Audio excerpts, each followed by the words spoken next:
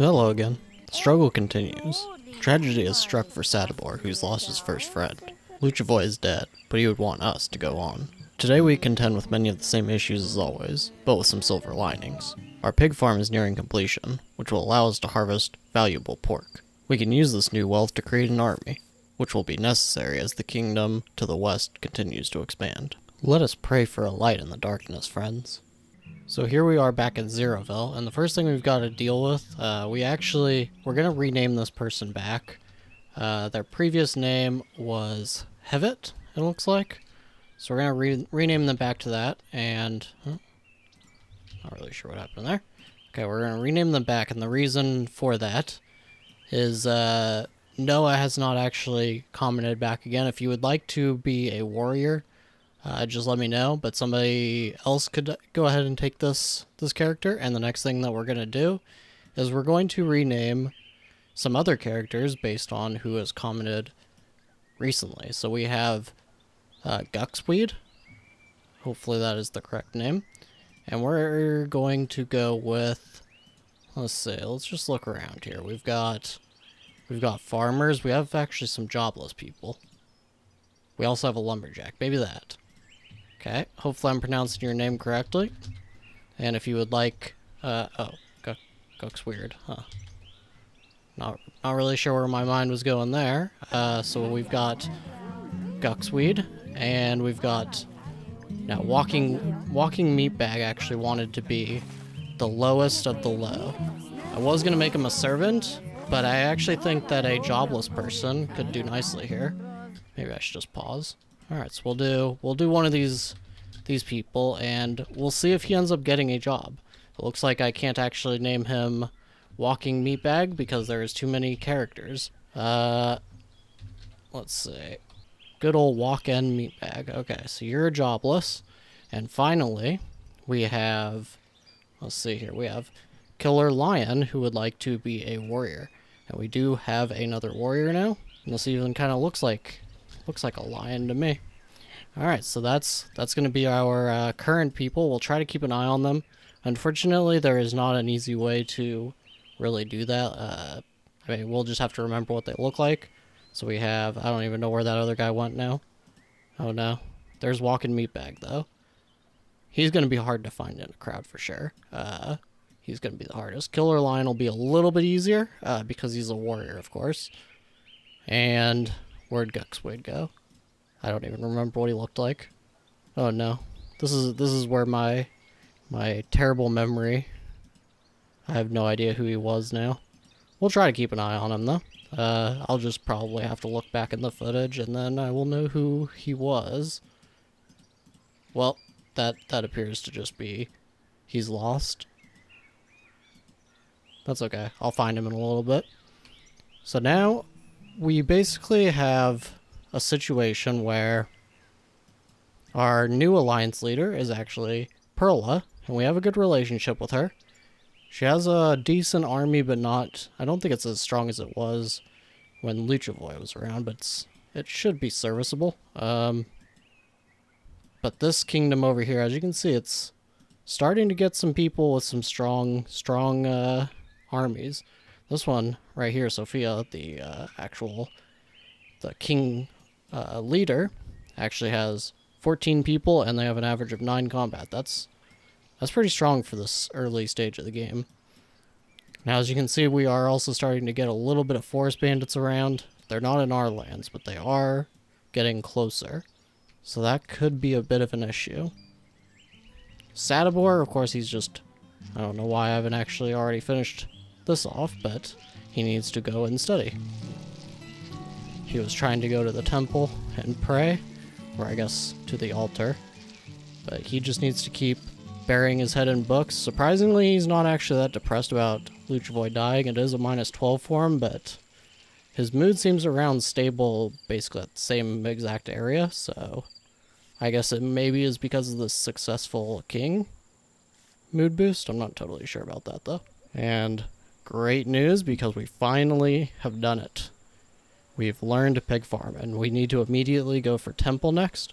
That should not take very long considering it's a gray book. And the next one after temple I think is going to be cooking meat. just because I think this should apply to lords, so Sadibor, he can eat a little bit of meat, and that should maintain having a very strong mood boost for him. I'm not too concerned about it with the peasants, because they're probably not going to be able to eat meat, but that is something that we could let them eat at some point. So I'm thinking that the pig farm is probably best up here. Just one right there, and can we fit another one right next to it? Yes, we can. Okay, we'll place 2 right there then, and that's going to be the most important thing that we actually do. Now, once these get built, we're probably gonna have to get rid of at least 1 rutabaga field, maybe 2, just to round out the jobs. I think it's 3 each to start, and then you could upgrade it, of course. So we'll just have to see once these get built. Now, apparently Sadibor is just sitting in his bed daydreaming for some reason. I don't know why he's not going to bed. He won't let me do anything either, so I guess that's just what he's doing. He's probably just depressed, I guess. He did lose his friend, so maybe he's just in one of those states. But while we let him do his thing there, looking at all of our resources, we've got a substantial amount of rutabaga now. That is going to be really great, because that is, of course, what the pigs eat. So the more that we have of that actually allows us to create even more moonshine. And we can also sell this at some point later as well. Potentially we might be able to start a trade route, maybe with Sophia. That'd be kind of good. Just because then they wouldn't hate us so much. Of course, we would have to improve the relationship first, but that could be an option. But either way, having a good amount of moonshine will mean that everybody can drink with no issues whatsoever. And having that extra rutabaga stock is also going to be good until we get enough of that meat sold that we can buy other things. And as well as that, we have a pretty good amount of wood, so we can actually, hopefully, get the trader suit, so we can start to sell a little bit of that. But yes, we are definitely moving up. We're moving up pretty strongly, actually. I was not expecting to get such a good stockpile of resources so early in this series. It's time for the Lord to marry Sadibor. No, sorry, that's not going to happen. We have a very weak army. Yes, and actually, on that note, while we also have that yellow fanatics prophecy being fulfilled, we do not have any Varns that we can hire. We could. Actually, we do have the money. It may not be... That's just a little bit too much. 39 tax seems like it's a little bit too high. I wouldn't mind getting somebody like this, though. Didn't even notice him at first. Is there any others? So this guy would only be 27 tax. He's got 9 combat skill. He would actually be pretty good, because this combined with the 2 that we already have, that might be enough when equipped. It might be enough to take out a bandit camp. A really, really small one. But we have the extra money for it, and we're going to be probably getting some more money soon. I think that can be okay. I think that'll work. Okay, so he's over here praying. But he needs to actually go and do his inspections for the day. It won't let me hover over that right now. There we go. We have hall storage, rutabaga field, and the lumber mill to actually inspect. Somebody's complaining about bleeding, apparently. Interesting. Now, where's... Okay, so we have Killer Lion, and he's going over to patrol around these lumber mills, which we actually probably should move. Do we want to start moving them further out here, though? Or maybe just move them over here, so that they're still a little bit close to the actual city. I think that's what we're going to do. So we'll move this one. Hopefully we don't collapse a tree here. We did not. Alright, and same thing. I didn't give enough room. I eyeballed it. Okay, well, we're going to have to waste 5 more wood, because I don't really have anywhere else to put it. Okay, there we go. That's better. Now we can get rid of this road a little bit as well. Alright, there's that. Grab this patrol, put it about... right about here, probably. That looks good. Alright, and what we're going to do with this road now, actually... We're just gonna go straight up like this. They might not use it perfectly, but that should be a little better. We can actually get rid of most of this road. And just like that. Like that. That should be more than enough road for that. Looks a lot better. Now, of course, we have another ambition to actually do, and this seems to happen now. I don't know if this is a bug. I swear you used to be able to pick fertile over and over again to just increase the population of your province, and usually that would make your king a little bit happier. It seems like maybe what happened is they did kind of a silent update that I didn't even see, and maybe you're just not able to do it like consecutively. So maybe if we do the economic one this time, we'll be able to pick fertile again afterwards. That's my guess. It's either that or it's a bug. I'm not totally sure. Now, good news, because we got the first pig farm ready. Now, I'm going to start the upgrade, but because we don't have the iron and I need to remember to pay for iron, it's even a possibility that we may want to buy iron, something from like Grudges maybe. They will sell it to us for, and I don't think we're going to be leveling up the trade skill. We might level it up one more time, but that shouldn't make too much of a difference to this trade route. That's the main reason I didn't start any trade routes though, is because I wanted to wait until we at least had a decent trade skill, because as you can see, the price has been adjusted by -6 due to the difference in trade skill. So we're slightly higher than Celica's trade skill, so that gives us a little bit of a bonus to the amounts that we can actually pay for. So as part of the trade agreement, they will sell us 7 iron for 27 on a daily basis, which is about 4 each. It's actually just under 4. That seems pretty good. I think normally iron is a little more expensive. Selling it for 8, yes. Buying it for 4, okay. This seems good. I actually think that this is the best use of our paper right now, because we're going to need this for upgrades.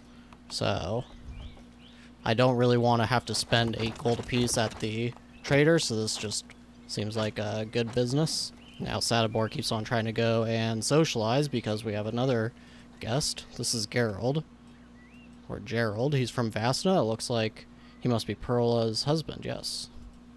Alright, well, welcome in, but we're gonna ignore you completely. Why are you all bloody?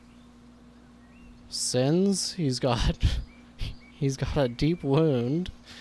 He's bruised. He was just in a crazy battle. He's got a sword. Man, if we were doing like a Tanea playthrough, I'd like kill him and take his sword. That'd be pretty cool. Alright, so he's finally studying. We have this other pig field, or pig farm. We have this other pig farm ready. Sadibor can give instructions on that. And they are ready. No, please don't interrupt it. No! You absolute idiot. No!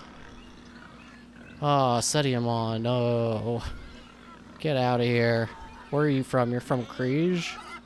We're about to start a trade route with you. Oh, I hate that. Well, we almost got that one off. We'll just have to do it tomorrow. It's not like super pressing, but I do prefer to have it ready right when the workday gets started so that people aren't just standing around doing nothing. That's not a big deal, but it still just annoys me when these guys interrupt Sadibor so much. And now he's just leaving, of course. They socialized for like 5 minutes, and now he's gonna go do the trade route. So, okay, that's pretty much all taken care of. And now Gerald's leaving, or he's going to try to talk to Sadibor. I should have just kicked him out before we left. So now we're gonna go ahead and queue this other pig farm upgrade, and as you can see, it's actually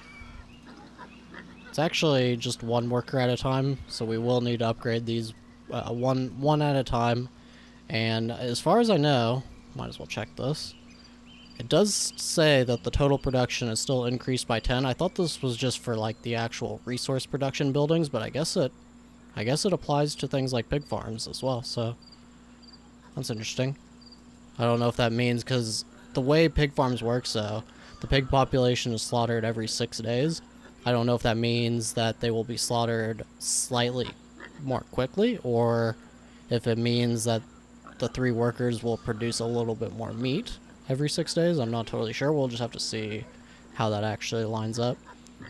But as well, this is just the base, and since we have a Varn King, he actually has a production boost to pig farm, so I don't know if that will apply to the meat amount or the amount of days between. We'll just have to see, but we do have that trade route going for us now. It's good to see. Okay, and another little forgetful moment for me, because we have 52 peasants, and that means we need another dormitory. And since we have a good amount of wood anyways, I'm not even going to worry. I'm just going to place the entire line down so I can't forget this time. Doesn't look like I can place another one here. It's a little unfortunate. But with the space we have, we can actually have a rotated dormitory go in this way, I think. And that should be totally fine. I may even end up moving the pig farms over to here. Because I'm only going to be using a few spots for the barracks. But we'll just have to see. For the moment, this is fine. It looks pretty decent, I think. We'll go ahead and get rid of these roads as well now. There's the first. This is from the rutabaga typhoid, or typhus, or whatever you call it. There does seem to be another one here. That seems to be all of it. Which means that there are people that actually have the typhus now. Let's see, is there... It doesn't actually say that it's one of their negative thoughts, so I'm not too sure, but somebody has it, and there are, of course, 4 homeless people, 6 unemployed. Huh. I wasn't actually expecting to have that employment issue just yet, and there isn't really much we can do about it except maybe make another lumber mill, I suppose, just to clear some of it up. Otherwise, we will start having migration limitations. So we'll place another lumber mill there, I suppose. Or, hold on, can we place one right here? That'll be better. That's better, for sure. Alright, we'll do that then. Sadabor's home. He's gonna go socialize. Okay, you know what? Sorry, it's way too annoying. Get out of here. I would much prefer him, like, automatically choose to go eat or something like that when I'm not paying attention to what he's doing. Now, it looks like Geralt is just reading poetry, so we'll give him a chance to stick around a little longer. We'll have him go ahead and go study knowledge. His mood is pretty good, so that's the best use of his time right now. Having him take a little bit of a break because it is the workday, so he should probably get off these inspections while there's a chance. I actually don't know how the working works, so to speak, for the pig farms. If, like, do the pigs just stop growing if the workers are too lazy to do anything? Or do they just not eat? Or... I'm not totally sure how that works, but somehow I'm sure that the production stops on that too.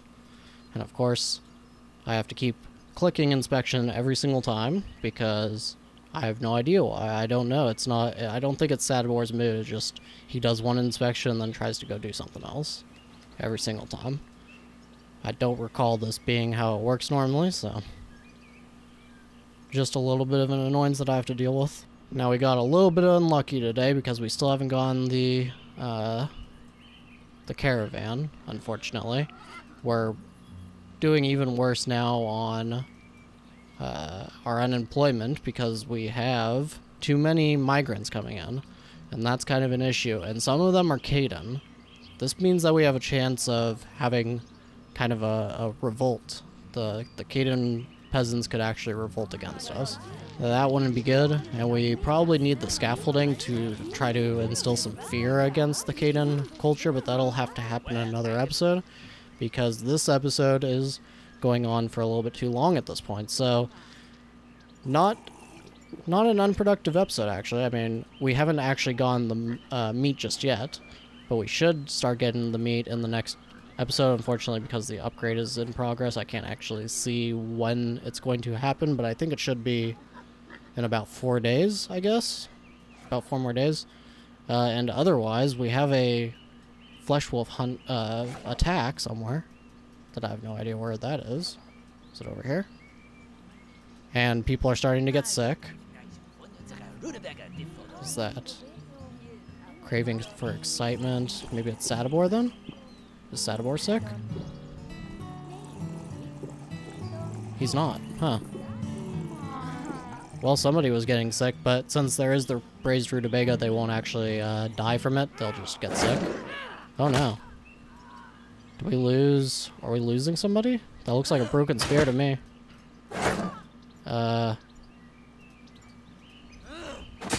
Alright, fella is taking care of this. Oh, it was a cutthroat that got attacked.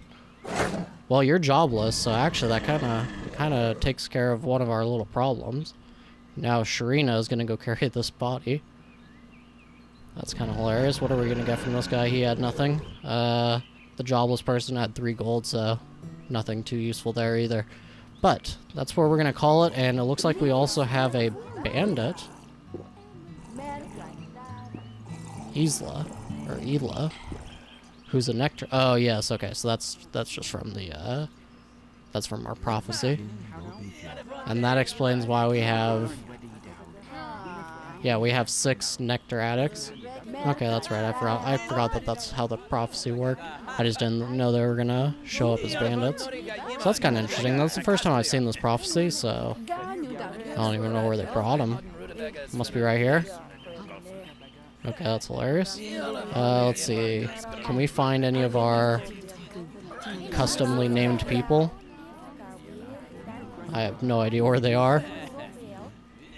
Well, we'll have to find them before the next episode. This guy's blind, it looks like.